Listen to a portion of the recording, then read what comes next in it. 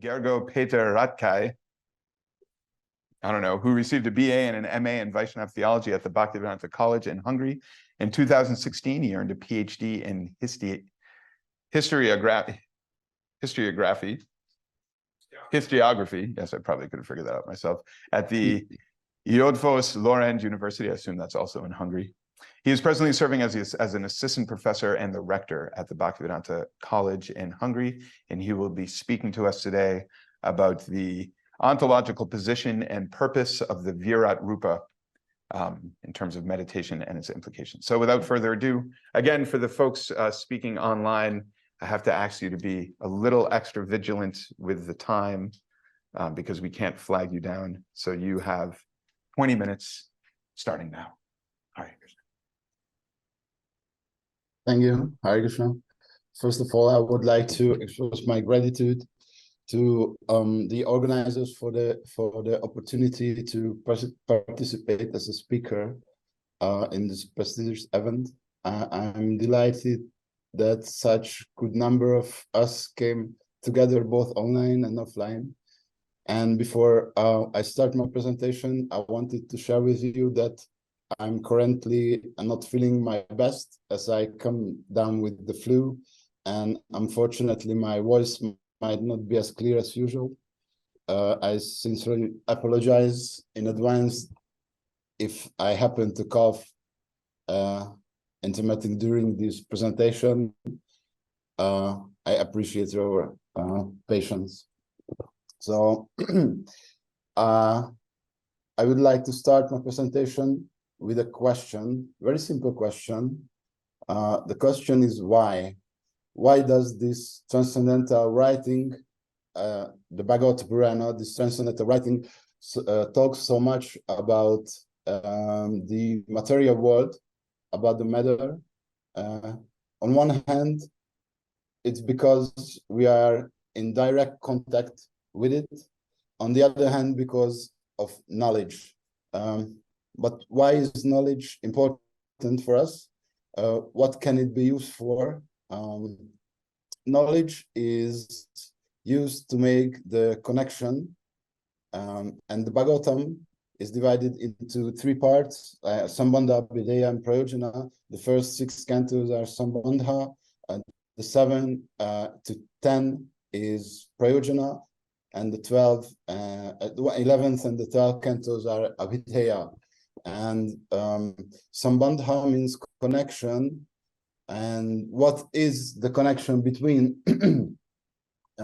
mainly Krishna, the living being, and the material world? So the goal, the prayojana, is to know and restore the living being's relationship with Krishna. And there are different ways to do this. These are described in the part of Abhidheya, the process. As a theologian, in this presentation, I will take the Chaitanya Vaishnava views as my starting point and explore them in the light of the explanations of the acharyas of the sampradayas. So, first goal of this presentation is to understand the ontological position of the Virāṭ-rūpa. The ontology means the theory of existence or philosophy of existence, and the Vaishnava Vedanta, the Gaudiya Vaishnava Vedanta speaks of 3 categories of existence. The first one is internal or spiritual energy, Antaranga Shakti. The second one is external or material energy, is Bahiranga Shakti. And the third one is the marginal energy or the living beings, the Tatashta Shakti. And these 3 categories, as we see, they are manifested in as different energies. And the Gaudiya Vaishnava or the Chaitanya Vaishnava school of philosophy formulates a theory of transforming or transformation of energies, which is called Shakti Pramanavada theory, which means very simply that different categories of existence are transformations of energies from the same original energy source. The second goal of this presentation will be to understand the purpose of the Virāṭ-rūpa, and the third goal will be to understand the ways and aims of the meditation on this Virāṭ-rūpa. So first of all, I would like to do an overview on the Virāṭ-rūpa. In this section, I will cover three topics: the meaning of the word Virāṭ-rūpa, the synonyms of the word Virāṭ-rūpa, and the types of this Virāṭ-rūpa. So I will start with the meaning of the term Virāṭ-rūpa, and this term can be divided two parts: the Virāṭ and the Rūpa. And for the Virāṭ, the Sanskrit root ri is used. This root has a basic meaning of the movement or to go, and it serves as a basic for words related to movement, motion, and change.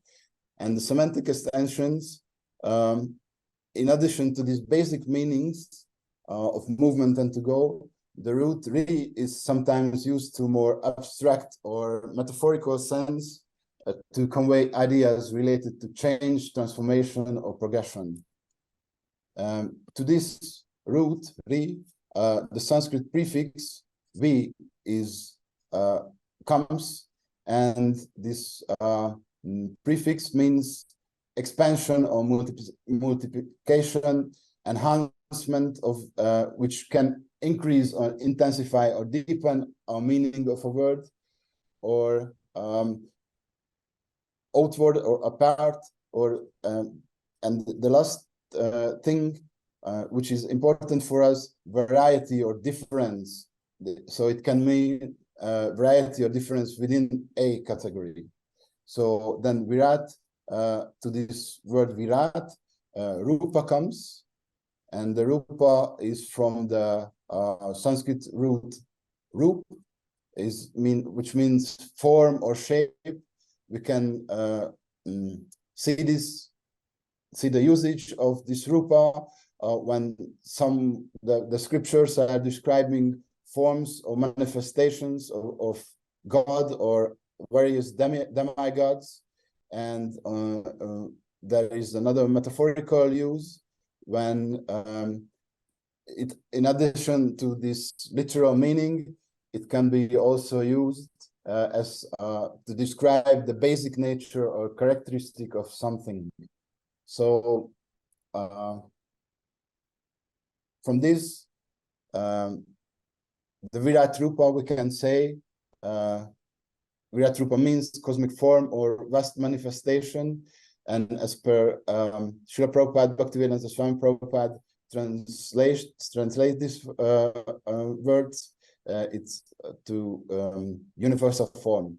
So it's quite remarkable how Prabhupada plays with words, combining several meanings using a single term, like universe with the L suffix, which is an adjectival suffix appended to various words, often nouns to make an adjective form, which is with the general sense in the kind of or pertaining to or having the form or character of that named by the term. So this way, universal means both universe, like cosmos or all existence, totality, infinity, and universal, like general, omnipresent, all inclusive and multi-purpose.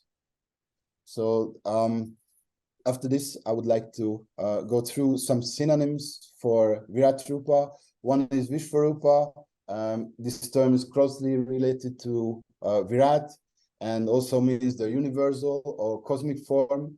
There is another synonym, is Virāṭ-purusha, and it emphasizes that behind this phenomena there is a person. So we can think of the universe as a person. And another word is Paramatma. From this word is to signify that the supreme soul is all pervading, and it has a presence in the universe. And Antaryami, which sorry, it also relates to the concept of the universe of form as the indwelling presence in all beings and objects. So according to Drutakarma Prabhu, there are three aspects of Virāṭ-rūpa appear in the scriptures. The first one, forms directly manifested. For example, the form revealed by Krishna to Arjuna in the 11th chapter of the Bhagavad Gita. And the second one is forms described by authorities. This is, for this, there is an example. Shukadeva Goswami describes to Parikshit Maharaj in the 5th canto of the Srimad Bhagavatam. And there are imaginary forms of the Virāṭ-rūpa. For example, the form described in the 2nd or 3rd or in the 11th canto of the Srimad Bhagavatam. And in this presentation, I will talk about the third category, the imaginary forms. So first of all, I would like to talk about the ontological position of the Virāṭ-rūpa. The question is, who or what is this Virāṭ-rūpa? Ontology belongs to the category of Sambandha. Therefore, the question is how Krishna is related to the material world. The answer is given in the 3rd verse of the Chatur Shloki. O Brahma, please know that the universal elements enter into the cosmos, and in the same do not enter into the cosmos. Similarly, I myself also exist within everything created, and in the same time, I'm outside of everything. So in order to the further conception and creation of the material universe, Krishna in his expansions as the Purushavataras accept material designation called Upadhis.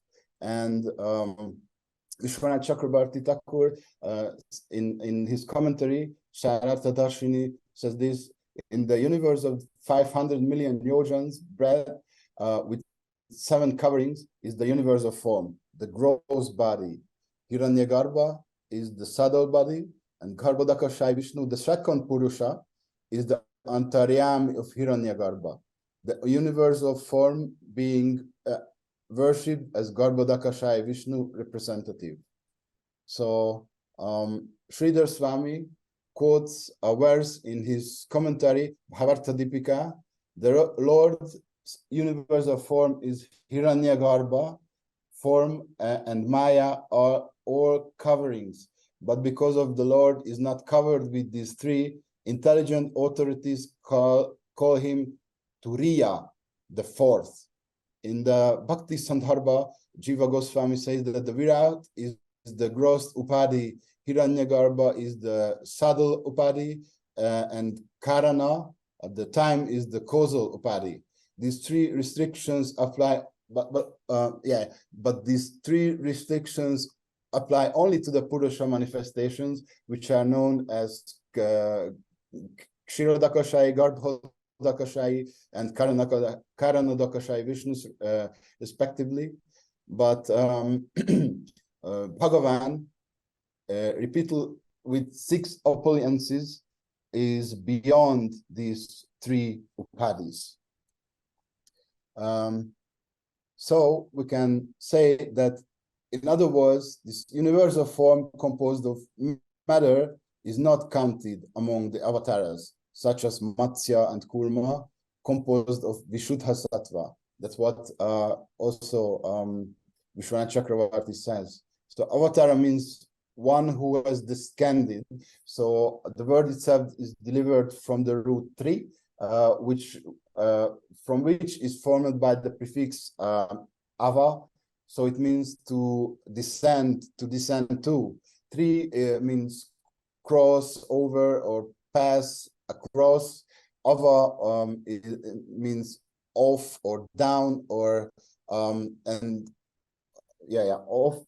And avatara avatara means to descend and to enter to penetrate, to entrance. So the second meaning gives the word a full or fuller sense, to descend from the spiritual world, and in the same time to penetrate into the material world. In the Virāṭ-rūpa, the manifestations of different planets have been conceived as the legs, the hands, and etc. And so Srila Prabhupada said that Krishna exhibited the Virāṭ-rūpa. It is not that Krishna was exhibited by the Virāṭ-rūpa. The Virāṭ-rūpa is not, therefore, an external, an eternal form of the Lord exhibited in the spiritual sky. It is a material manifestation of the Lord. So the conclusion is that the material conception of the body of the Lord as a Virāṭ-rūpa is imaginary. So the second topic of mine will be the meditation on the Virāṭ-rūpa. So if the Virāṭ-rūpa is an imaginary form, why does Shukadeva Goswami suggest to meditate on it? I just want to let you know that you have about 5 minutes. Yeah, thank you, Prabhu. You're welcome. So Parikshit Maharaj asked his first questions to Shukadeva Goswami at the end of the first canto, and he answers briefly, but in the fact, the whole Bhagavatam is a long explanation of the answers of this question. What he asks is, please let me know what a man should remember to achieve perfection. So Krishna makes it clear in the Bhagavad Gita that meditation, especially on him, is a very important method of self-realization. So he said, and whoever remembering me alone attains my nature, and whatever state of being one remembers, the state he will attain without fall. Therefore, Arjun, you should always think of me in the form of Krishna, and then you will attain me without any doubt. He who meditates on me, remembering me, is sure to reach me. So Krishna said that meditation on him is a very important form of self-realization, and this principle appears not only in the Bhagavad Gita but also in many other scriptures. Perhaps the best known quote is from the Padma Purana. It says, always be remembered and never forgotten. One should always be remembered and never forgotten at any time of Krishna. So when Shukadeva Goswami begins to recite the Bhagavatam to Parikshit, there are not just two of them, but many are gathered around, knowing that they are about to witness a very, very important event. So if we know these names, we know that they are at different stages of realization. There were some who aimed at Dharma, there were some who aimed at moksha or other purusharthas. And we can assume that in addition to those mentioned, there were others present from the material level of consciousness to the level of pure bhakti. When Shukadeva Goswami moves on meditation on Virāṭ-rūpa, he makes clear that whom is it for. The conception of the Virāṭ-rūpa, Virāṭ universal form of the Lord in the material world is imaginary. So it is to enable the neophyte to adjust to the idea of the Lord's having a form. The beginners, the ones at the material level of consciousness, also fell into many groups depending on which manifestation material energy they are attracted to.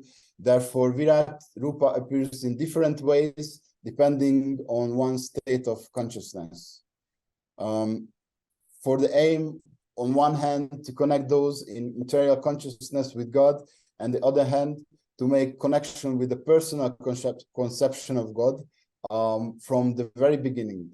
So there is a personal image of God from the very beginning, without which the concept of Bhagavan would be meaningless later on. Therefore, the relationships is first made visible through a person and the person's body parts. For those who are captivated by the natural phenomena will be the connecting point. For those who are touched with the greatness of the universe, the planets and the planetary systems. For those who are touched with the vastness of the universe, the planets and planetary system will form the body of the Virāṭ-rūpa.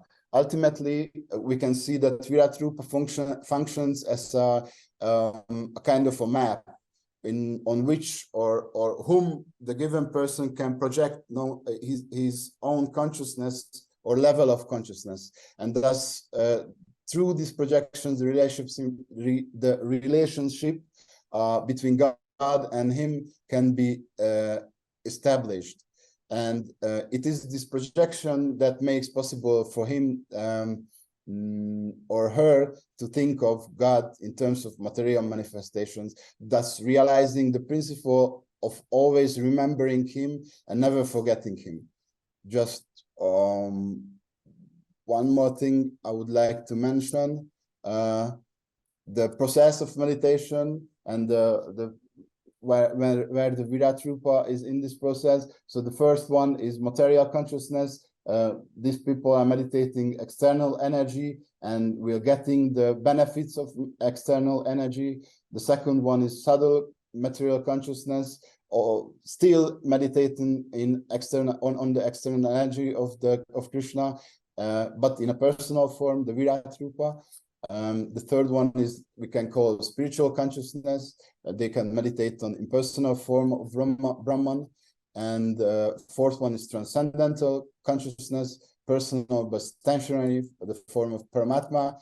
And fifth one, meditating on the interacting personal form of Krishna, Bhagavan. So the meditation process and the goals can be achieved dependent of the extent which the person has surrendered to Krishna. But the point is that no one actually excluded from the possibility of spiritual development or realization. Everyone is in touch with Krishna, in proposing to their own understanding and their desires related to that understanding. So for material consciousness, from material consciousness to Vishuddha Sattva, there is an innumerable ways in which a jiva can relate or connect to God. And one of these connections is meditation on the Virāṭ-rūpa, the imagined form of God. So thank you for your kind attention, and sorry for being late 2 minutes and 7 seconds. Hare Krishna. Well done. Thank you very much. Another visually stunning presentation, I would say. Yeah, some nice artwork there.